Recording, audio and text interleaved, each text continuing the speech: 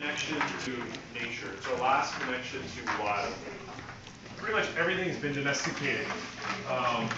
But mushrooms and maybe there's a few berries and obviously wild fish. And if you're a hunter, hunting wild game. Those are our last connections. And I think people who are foragers really end up becoming naturalists and becoming stewards of the land and stewards of their area where they harvest. No one wants to go in and destroy something that can keep giving to them. And I think mushrooms really epitomize that. They're one of the few things, unlike fish, that's sustainable and wild. You can keep picking and as long as you protect that forest and don't cut it down, you can keep coming to that forest year after year and harvesting the mushrooms from it. Especially if you're very gentle and respectful in the way that you harvest. You don't go in there with a huge dozer and dig out all the dirt and the ground and stuff, and you just slice or pick the mushrooms gently and have a reverence and respect for the nature. And if you look at all of the cultures around the world that are still connected to their wild areas, whether they're from Asia, whether they're from Africa, whether they're Europeans, and even North Americans, I think, that live in this kind of setting in the country, out of the big cities, there's that wonderful connection that we kind of all share.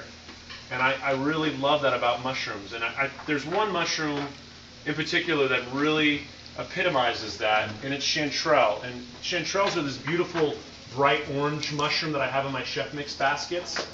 And the chanterelle grows in South Africa. It's indigenous to South Africa. And the native people of South Africa, they make these baskets and they pick the mushrooms and put them on their head. And they keep an eye out for the deadly poisonous, what is it, the black mouth, the mamba, I think it is. It's a deadly snake that can actually chase you down and bite you. I mean, they're picking mushrooms with one of the deadliest snakes in the world in South Africa. And then in the ancient Atlas forests, which are almost completely gone, except for a very high elevation section of, Thank you. You're welcome. Okay. Of Morocco. And up in the mountains of Morocco, there's chanterelles that grow there, and the locals eat them. And there's an ancient oil that they pull from a tree called argan oil that predates olive oil. And they saute their chanterelles in argan oil. And then obviously throughout the Mediterranean, chanterelles are known. I have two grandmothers that are Swedish. Chanterelles are a big thing in Northern Europe. I have cousins and relatives in Germany and in Italy, and chanterelles, galetti and pfefferling are a big thing there. And if you go east all the way into Russia and Siberia, it's all full of chanterelles. And if you go up into the mountains in Tibet and throughout China, in the mountain regions of Yunnan, chanterelles, and the locals eat them there. Unfortunately, I don't know the name, but they do eat them there. If you go up into all the way to the far east, up into Korea, north of Korea, which is now part of, which is Russia, chanterelles grow there. You now hop across the Pacific, and from Alaska all the way down to Central America, chanterelles grow. Anywhere where there's habitat, they grow.